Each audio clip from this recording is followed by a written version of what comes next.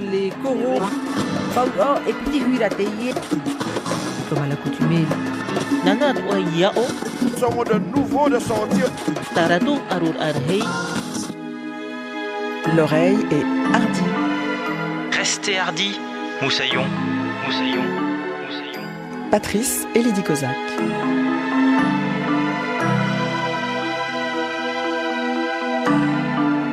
Bienvenue dans l'émission qui enregistre et fait entendre les cultures des Outre-mer. On parle souvent, du côté des Outre-mer, de la mémoire à associer nécessairement à la notion de culture. Mémoire de ce qui s'est produit dans le passé, mémoire des traditions, du patrimoine et matrimoine immatériel et matériel. Et au-delà des contes et légendes qui se transmettent beaucoup par voie orale dans tous les Outre-mer, de l'océan Indien au Pacifique en passant par l'Atlantique, les musées, concept occidental que nous avons adopté avec le reste, sont aussi désormais outils, lieux, chargés de conserver tout ce qui demeure de l'identité, des cultures, des mémoires du passé, pour pouvoir le conserver, l'exposer, le montrer aux générations suivantes.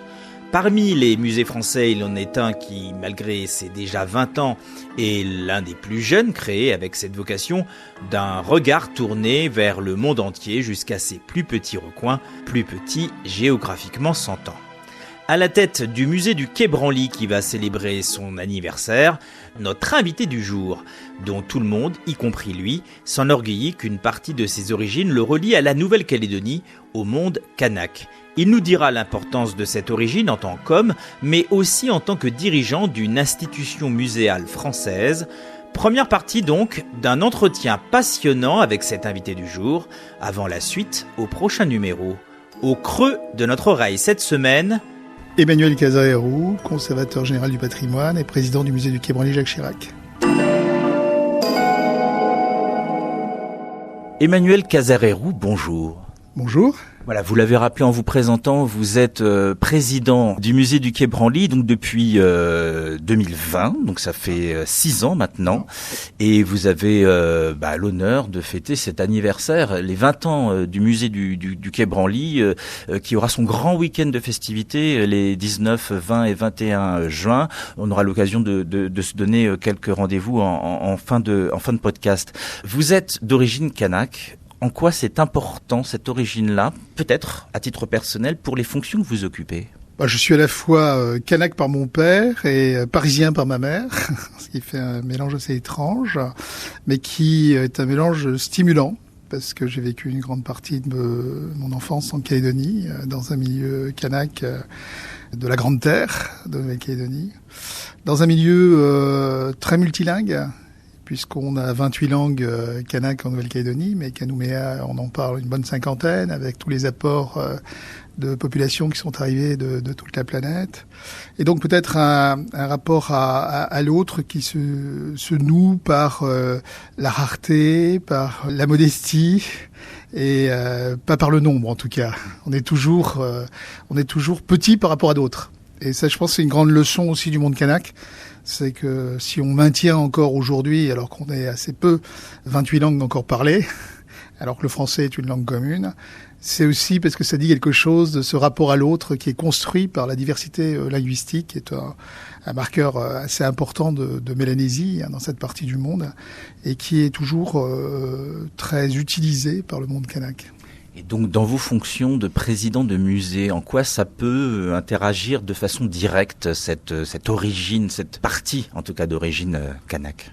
Dans un musée comme celui-ci, en particulier, peut-être pas dans n'importe quel musée, mais dans ce musée comme celui-ci, c'est d'abord d'avoir une expérience de la périphérie, de l'outre-mer, c'est-à-dire d'avoir essayer de repenser un musée qui était un musée colonial quand j'en ai hérité encore, qui était en voie de décolonisation dans les années 80, quand j'ai été nommé conservateur du musée de Nouméa, et qu'il a fallu réancrer par rapport à une population pour lequel ce musée n'avait pas été construit finalement, puisque c'était un musée qui était fait pour glorifier la colonisation et pas du tout pour les populations autochtones. Donc c'était un travail intéressant que d'essayer de repenser le musée, non pas de le rejeter, parce qu'un musée c'est un espace de réflexion, c'est un espace miroir de soi-même, mais aussi un espace miroir de soi-même vis-à-vis des autres. Et donc l'idée c'est plutôt d'essayer de le repenser par rapport à une attente de population, c'est dans les années 80, la fin des années 80, pour essayer d'en faire quelque chose d'utile dans la représentation du passé, qui est compliqué quand on a vécu une période coloniale très particulière, parce que finalement la Calédonie a une expérience coloniale qui est singulière, puisque c'est la seule colonie française dans laquelle il y a eu des réserves indigènes, et que tout le monde a vécu sous le régime de l'indigénat jusque dans les années 46 officiellement, mais en fait jusqu'aux années 60 pratiquement. Mon père d'ailleurs est né indigène et a épousé ma mère qui était citoyenne de droit commun, et donc à l'époque il était indigène, il était individu à statut particulier puisqu'ils se sont épousés dans les années 50. Donc cette expérience aussi d'être à la fois faire partie du tout mais en même temps une expérience singulière à l'intérieur, et puis des expériences aussi douloureuse quand même, parce que cette colonisation en Calédonie, elle s'est faite de manière assez violente. C'est aussi, je pense, un apport dans cette expérience familiale qui permet de regarder, de jeter un regard sur d'autres expériences humaines avec une forme de compréhension peut-être plus grande que quand on a l'impression, ou quand ces histoires autres nous paraissent opaques. Alors que là, il me semblait que j'avais de temps en temps des formes de lien, de clarté qui me faisaient participer, créer une forme d'empathie plus automatique ou plus naturelle que pour d'autres dans la même circonstance. Donc c'est juste des hasards de l'histoire en fait qui font qu'on est à un moment donné avec une expérience particulière dans une position donnée, ce qui permet de peut-être de faire les choses de manière un peu plus originale. Voilà. Et puis vu vous à moitié kanak et à moitié parisien, effectivement, il y a une forme de résolution peut-être personnelle à être à la tête du musée du Quai Branly, non ? Oui, c'était pas du tout voulu en fait, parce que j'ai fait mes études en France et j'ai travaillé énormément en Calédonie en fait, presque 30 ans, à la tête du musée, du centre culturel Chibaou, qui était une expérience absolument extraordinaire, de l'agence de développement de la culture kanak.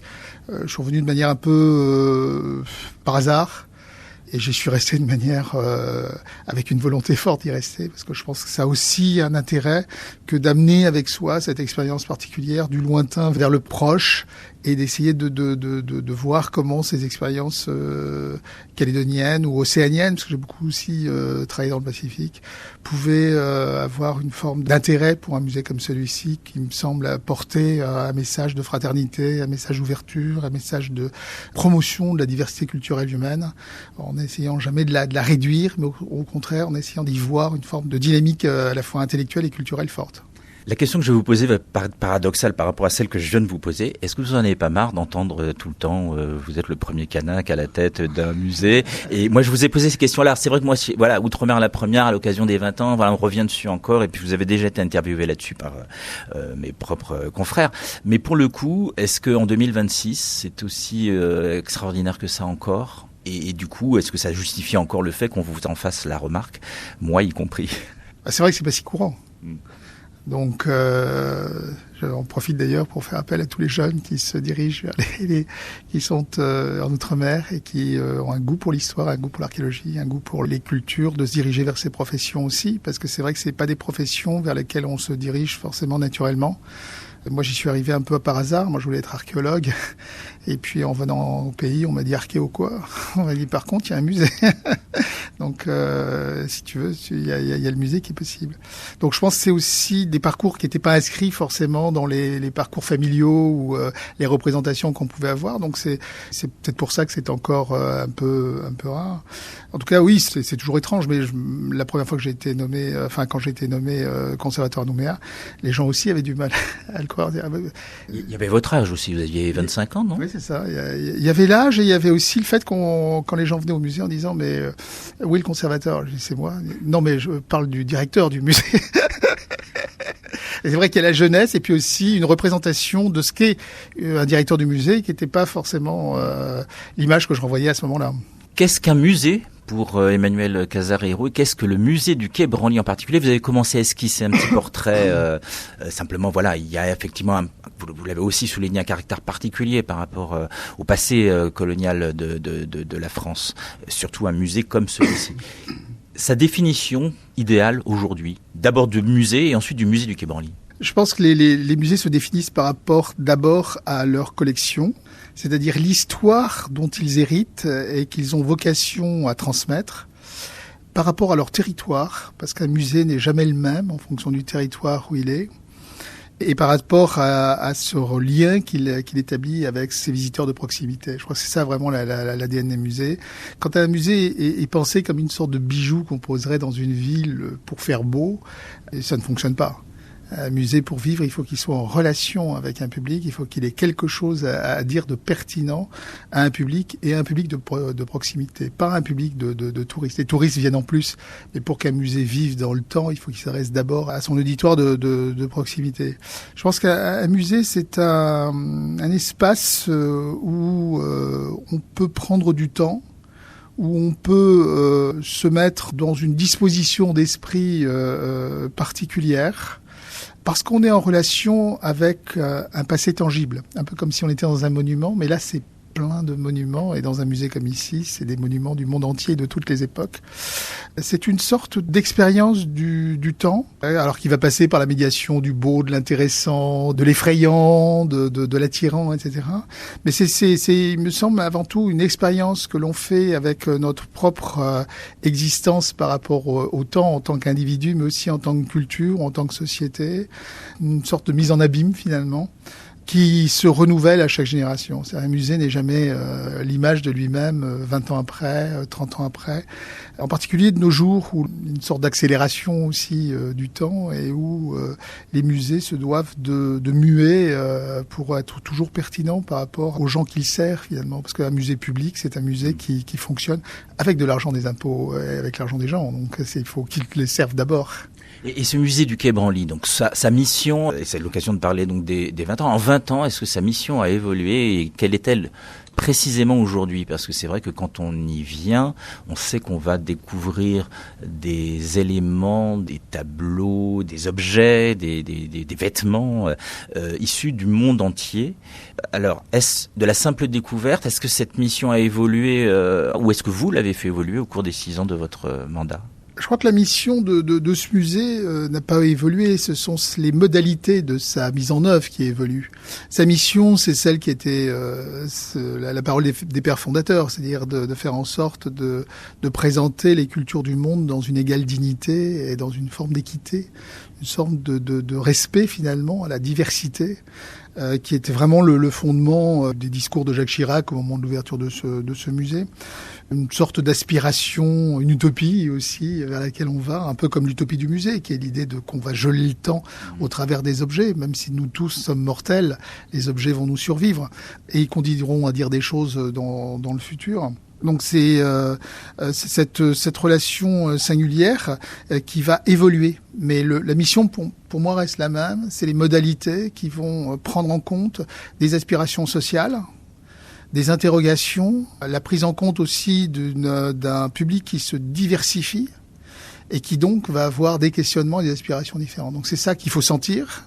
Il faut pas rester dans sa tour d'ivoire, il faut être à l'écoute et trouver aussi dans les hommes et les femmes qui font le musée les ressources nécessaires pour imaginer des formes nouvelles de médiation, des modalités nouvelles. Illustrez votre propos par des exemples concrets de choses qui justement ont évolué dans le sens que vous venez de décrire en termes d'exposition, en termes de peut-être nouvelles déambulations possibles dans ce musée. Enfin, trouver une illustration qui nous donne une idée de aujourd'hui, en 2026, à quoi ressemble le musée du Quai Branly.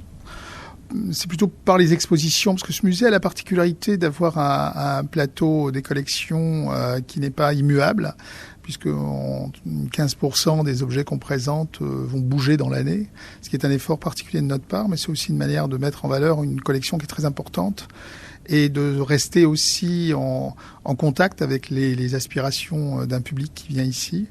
Et puis, il a la grande particularité d'avoir presque 30% de ces surfaces qui sont dédiées à des expositions. Et en fait, cette partie dynamique des expositions temporaires permettent des expérimentations, permettent d'aller vers des choses qui sont dans l'air du temps, tout en ayant une forme de stabilité qui est ce plateau des collections où les collections restent présentes, organisées par grandes sections, Amérique, Afrique, Océanie, Asie, dans lesquelles se renouvellent les objets. peut-être l'illustration la plus frappante ces dernières années, c'est l'exposition de Mission Dakar-Djibouti contre-enquête, parce que c'est vraiment la volonté de prendre en compte plusieurs choses. D'abord, l'histoire coloniale et la manière dont un certain nombre de savoirs et des collections se sont constituées à des époques coloniales. Et la regarder, non pas de manière généraliste, mais de la regarder par le prisme de la singularité d'individus, d'agents historiques, opérant dans une certaine temporalité et dans des territoires particuliers. Et ça, c'est très, très intéressant parce que c'est... alors, je rappelle, la mission Dakar-Djibouti, c'est lancée en 1930 pour, au moment de l'exposition coloniale 31, qui est en même temps la grande messe coloniale et en même temps l'acmé, en fait, parce que tous les arts de déjà à ce moment-là, c'est dénoncé, les surréalistes sont contre, etc. Mais on lance une grande opération de savoir, finalement. Il s'agit de traverser à pied l'Afrique depuis Dakar jusqu'à Djibouti et d'aller à la rencontre d'un certain nombre de cultures dont on pense qu'elles vont disparaître et dont il faut faire mémoire. Alors c'est culture, mais c'est aussi paysage, c'est aussi histoire naturelle, les animaux, les plantes, etc. Et on part. Et pour faire cette opération, on a besoin de beaucoup d'argent, donc on lève des fonds. Donc Joséphine Pecker va chanter, un boxeur américain va même, ce qui paraît complètement incroyable de nos jours quand même. Et puis il va boxer et il va donner la recette de son match pour financer une expédition qui va traverser l'Afrique. Alors, on a du mal à comprendre aujourd'hui, mais voilà, c'est l'histoire. Il faut la prendre telle qu'elle est. Elle est aussi avec des choses qui nous sont devenues étrangères. Il faut bien dire ce qui est. Et donc, c'est triste là, sur cet aspect-là des choses, c'est qu'effectivement on pouvait avant lever des fonds pour une mission, de culture, on va dire. Et à vous écouter, on a l'impression que c'est complètement impossible aujourd'hui. Non, c'est pas ça. C'est le fait que quelqu'un reçoive des coups dans la tête pour aller payer la science. Je trouve ça assez étonnant. Bon, aujourd'hui, on donne des coups de pied dans les ballons. C'est peut-être moins dangereux pour les acteurs. En tout cas, c'est cette grande mission qui part et qui va ramener toute une série de savoirs. Donc tout ce qu'on sait aussi sur ces cultures, c'est contingent à la manière dont ça s'est passé à ce moment-là, dans un espace colonial qui est complètement fractionné, puisqu'il y a à la fois des territoires qui sont contrôlés, des territoires qui sont pas contrôlés, des territoires qui sont indépendants. Donc c'est toute cette complexité finalement qu'on regarde de manière précise grâce à des archives très importantes qui sont celles de la mission, grâce à ces savoirs, mais aussi grâce à des contre-archives qui ont été réalisées par le secrétaire de la mission, qui était Michel Léris, qui au retour dénonce la manière dont un certain nombre d'objets ont été volés, en fait. Il faut dire ce qui est. Et donc l'idée là, c'était de se dire, regardons ça, mais pas simplement du point de vue de Paris, regardons ça avec tous les collègues qui dirigent les musées, qui relèvent de ce parcours effectué entre 1931 et 1933. Et ça, c'est vraiment été intéressant parce que ça a permis de dire vraiment, de se poser la question de savoir, ces objets ont vraiment été volés, il faut qu'on marque objets volés. Voilà. Et le jour où le Mali les redemandera, il faudra les rendre parce que ça vient du Mali. Donc ça fait écho à la question des restitutions aussi. C'est exactement ce que, j'ai dit, vous avez choisi l'exposition idéale parce qu'effectivement, elle est très intéressante. D'abord, ce qui était intéressant aussi, c'est de ne pas avoir un regard revanchard, en tout cas pour les gens originaires de ces pays-là ou des gens originaires d'ex-colonies. C'est de regarder cette exposition avec effectivement un sentiment, quelque chose de vrai, de sincère qui est dit et qui est restitué. Vous l'avez dit vous-même, ça permet aussi maintenant de penser à écrire l'histoire de ces objets, de pouvoir écrire objets volés. Pour la restitution, c'est vrai que le musée du Quai Branly récemment a une grande opération de retour du fameux tambour parleur, le Gigi Ayokwe. Ayokwe. Voilà, je savais que j'allais me planter. Je vais vous laisser le redire. Tout en étant ni Hatchan ni parlant leur langue, donc c'est simplement ce que j'ai entendu dire. mais c'est vrai que c'est une opération formidable qui a pris du temps. Certains soulignent que ça pourrait être aussi une opération qui cache un peu la forêt. On sait qu'il y a des objets qui sont volés et on voit toutes les démarches très longues pour pouvoir restituer ces objets-là. Or, il a fallu probablement à peine quelques jours ou quelques minutes pour les voler en leur temps. Et ce rapport du temps, justement, est assez, par moments, assez perturbant. C'est-à-dire qu'effectivement, que ça prend, une vraie lenteur. Voilà, j'aimerais avoir votre regard dessus, vous. Gigi Ayokwe, il est resté 15 ans, le tambour, il est resté 15 ans le jardin du gouverneur. Donc ça a pris du temps aussi.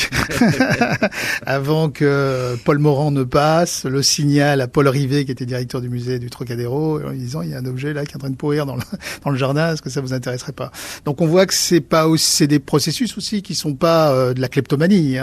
Il peut y avoir des objets qui sont subtilisés de manière très rapide, comme dans le cas que je citais, dont la mission Dakar Djibouti, qui ont été très rapides, et d'autres pas du tout. C'est des processus très lents aussi, de désagrégation, de sortie de contexte. Voilà, il y a une temporalité qui est longue. La deuxième temporalité, c'est celle de la recherche. C'est-à-dire qu'on peut pas simplement se baser sur 3 on-dit et il faut avoir des preuves tangibles, parce que ce qu'on fait aujourd'hui peut nous être opposé dans 50 ans. Donc quand on gère des collections, on se base sur le temps long. On pense aux générations qui suivent et qui vont avoir à transmettre ce qui a été fait. Donc il faut avoir le temps d'aller chercher dans les archives. Et c'est pour ça qu'on a pris, sur le cas Mission Dakar Djibouti, il y a beaucoup d'archives. Et il y a aussi de la mémoire locale. Donc c'est ça qui prend du temps aussi. Donc deuxième temporalité. Troisième temporalité, il y a une temporalité de l'administration. Je sais pas si vous avez des modalités administratives qui vont plus vite mais ça peut être long. Oui. Voilà. Donc c'est par rapport à l'histoire, effectivement. Voilà, à un moment donné, on a pris sans demander d'autorisation et que là, il faut demander 1000 autorisations pour restituer un objet. C'est ça, c'est en fait c'est cette machine qui est à la fois une machine de science, parce qu'il faut quand même il faut faire ce travail. Et ce travail, vous pouvez jamais savoir combien de temps va vous faire prendre un travail de provenance.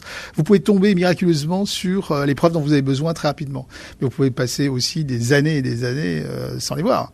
Et puis il y a un moment où il y en a plus, où il y en a pas. Là aussi, c'est ce qu'il faut dire, c'est qu'une grande partie des objets pour lesquels on n'a pas de traçabilité, en fait. On sait très bien par quelle main, on peut savoir éventuellement par quelle main elles sont passées quand elles arrivent en Europe, mais on ne sait pas comment elles sortent. Donc ça, il y a une forme aussi de mur de verre contre lequel on se heurte, et on ne pourra pas, je pense, aller au-delà. Alors aujourd'hui, on a cette déformation aussi qui est liée au temps, c'est que ces objets ont été valorisés par un marché de l'art qui n'existe que depuis 1919, en gros. Avant ça, ces objets ne valent rien, en fait, sur le marché. Faut le voir, ça aussi. Et donc, on peut avoir une forme d'effet loupe dont il faut se défaire pour essayer de regarder les choses de manière historique. Et donc, il n'y a pas forcément d'intérêt à raconter l'origine de l'histoire, et il n'y a pas forcément intérêt à les voler, parce que ça peut s'échanger assez facilement. Parce que les gens aussi, localement, ont le goût d'objets manufacturés, et on échange les choses assez facilement. Et un objet, finalement, c'est le médiateur interculturel le plus fréquent, le plus facile. Ça peut aller d'une cuillère, d'une paire de chaussures à un objet rituel. Mais ce sont des objets qui s'échangent, parce que c'est aussi une manière de se lier, surtout quand on se connaît pas. On commence par se faire des cadeaux en général, et on a aussi dans nos collections les cadeaux diplomatiques. Sur le cas du Bénin, par exemple, on a avant que le colonel Dodds n'aille piller les objets dans le palais d'Abomey abandonné par Béhanzin. Béhanzin fait des cadeaux diplomatiques à l'empereur Napoléon III. Donc on voit bien que ce sont des objets qui ont des natures un peu différentes dans la manière dont ils ont été instrumentalisés à un moment donné, parce que les objets aussi peuvent avoir plusieurs vies. C'est ça qui est très intéressant dans les objets de musée, c'est qu'ils ont une sorte de généalogie personnelle extrêmement complexe. Et donc voilà, c'est le temps de faire ce travail, le temps de le faire en toute clarté et en transparence, et avec les gens qui sont demandeurs, puisqu'on l'a toujours fait ici. C'est-à-dire, quand les gens nous ont posé des questions, on a dit écoutez, venez, puis regardons ensemble. Ne nous laissons pas abuser ni par les chiffres, parce que les chiffres peuvent recouvrir aussi des petits tessons de poterie. Une poterie, quand elle est entière, ça fait 1 dans un musée. Quand elle est cassée, ça peut faire 2000. C'est 2000. Donc c'est ça qu'il faut essayer de faire, c'est de le faire ensemble pour essayer d'avoir. Alors on sera pas forcément toujours d'accord, mais au moins on essaie de croiser un maximum de faisceaux d'intentions, de preuves pour pouvoir étayer une demande de restitution. Avant qu'on fasse une pause musicale, juste, vous savez combien d'objets du musée sont en demande de restitution ici ? Pour l'instant, on a rendu 26 objets, on en a rendu au Bénin, on a rendu un à la Côte d'Ivoire. Là, on n'a pas encore de demande officielle, mais on pense qu'on va avoir une demande de 8 objets sur la Côte d'Ivoire. Sur le Bénin, depuis longtemps, il se dit qu'il nous ferait une demande complémentaire, mais on n'a jamais encore une liste, donc on attend. Mais on continue à travailler, nous, de notre côté, ce qui ne nous empêche pas de travailler sur d'autres pays et d'autres situations, et pas seulement en Afrique. C'est le moment de la pause musicale que je sais vous avez ardemment préparé, Emmanuel Caserero. Alors je vais vous laisser le choix du premier titre qu'on va partager avec nos éditeurs. Est-ce que c'est votre passion pour le jazz et Thelonious Monk qui va l'emporter? Est-ce que c'est plutôt vos origines kanak ou bien l'Océanie? Dites-moi. C'est plutôt l'Océanie, et d'abord commençons par soi-même quand même. Par la Calédonie avec Goulan, que je trouve a une voix extraordinaire, un charisme fantastique. Et puis il parle une langue qui m'est chère aussi, parce que moi j'en parle une autre. Mais celle-ci, je l'ai entendue petit, parce qu'une partie de ma famille aussi vient de cette île de Marais dont il est originaire. Et quand cette langue chante naturellement, quand elle est parlée, elle est merveilleusement sonore. C'est un peu, je dirais que quand on est français, on est sensible à l'italien. Et ben quand on est kanak de la Grande Terre, on est sensible à la langue de Nangoné et de Marais, parce qu'elle chante de manière merveilleuse. Et quand elle est mise en musique, c'est encore plus fantastique. Alors, vous m'avez pas indiqué de titre particulier? Non, j'avais pas de titre particulier. Je pense qu'il a une profusion de production. Et j'aime toujours ce qu'il fait. Et souvent, on le rencontre à Nouméa. Il joue parfois à la sortie du marché. Et on peut aller l'écouter et discuter avec lui. C'est un être qui diffuse comme ça une forme de joie de vivre et de poésie accessible à tous. On va écouter ce que nous chante Goulan, et puis ça va faire plaisir à la famille là-bas en Nouvelle-Calédonie. Je n'en dis pas plus. Extrait.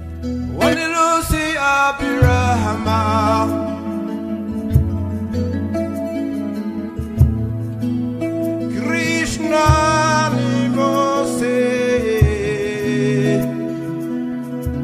Zoroast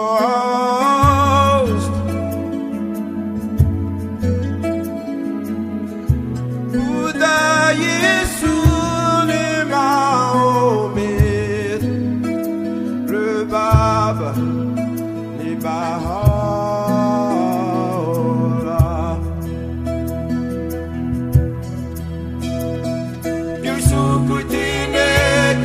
Kirisukuitineku Kirisa Baula Kuyuyegu Baula Kuyuyegu Baula. L'oreille a vu, lu, entendu.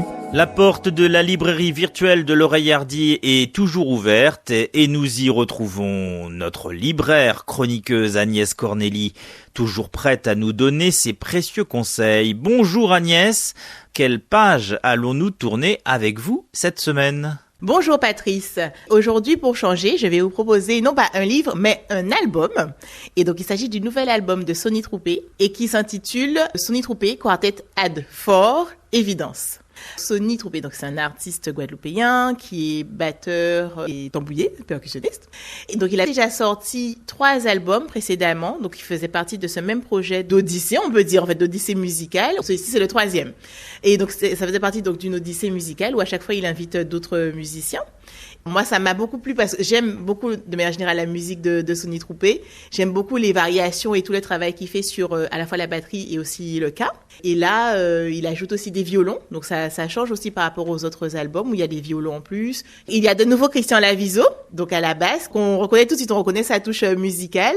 Et avec les violons et aussi le steel pan, donc c'est vraiment un album que je conseille. Alors, on a eu l'occasion d'entendre Sonny Troupé, effectivement, dans l'Oreille Hardie, nous parler de cet album, et on aura l'occasion de l'entendre à nouveau dans un nouveau podcast qui s'appelle Dès la première heure, qui a suivi la création de cet album. Qu'est-ce que vous y avez trouvé? Et puis, comme vous partagez la même origine guadeloupéenne, est-ce que vous y avez retrouvé votre compte en termes de tradition? Parce qu'on sait que Sonny Troupé aime bien intégrer la tradition à de nouvelles sonorités ou à des sonorités différentes de celles du ka, par exemple. Exactement. Donc, c'est vrai que Sonny Troupé, qui est donc le fils de Georges Troupé, le grand tambouillé, en fait, il aime bien allier le gros ka traditionnel et le gros ka moderne. Et on retrouve ça parce qu'il fait beaucoup de samples dans l'album. Il y a beaucoup de samples de Gérard Loquel ou d'autres artistes aussi comme ça. Et évidemment, il en profite aussi pour parler des problèmes qu'on rencontre en Guadeloupe. Donc, avec des textes très forts qui sont lus. Moi, j'aime à la fois le travail sur la musique et le travail aussi sur les textes. Alors, chère Agnès, vous allez nous donner les références de cet album, alors. Donc, il s'agit de l'album de Sonny Troupé qui s'intitule Évidence. Et donc, c'est le Sonny Troupé Quartet Ad Fort. Merci, chère Agnès. On se retrouve très bientôt pour une nouvelle découverte. Avec grand plaisir. À bientôt. L'Oreille Hardie. Patrice et Lydie Kozak.